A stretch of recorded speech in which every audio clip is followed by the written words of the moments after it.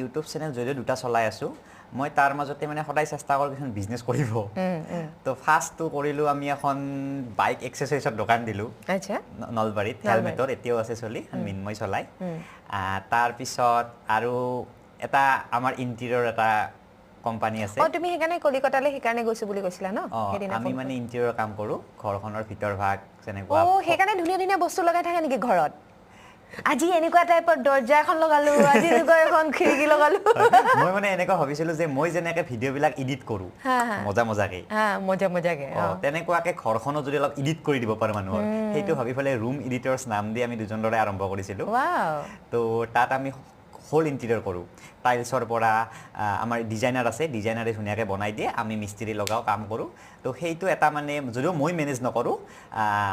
কিংকৰ আছে তাৰ কাৰণে আৰু মই এইটো আশা কৰোঁ যে সেইটোত মানে ভৱিষ্যতে বহুত ডাঙৰ কৰাৰ এটা ইচ্ছা আৰু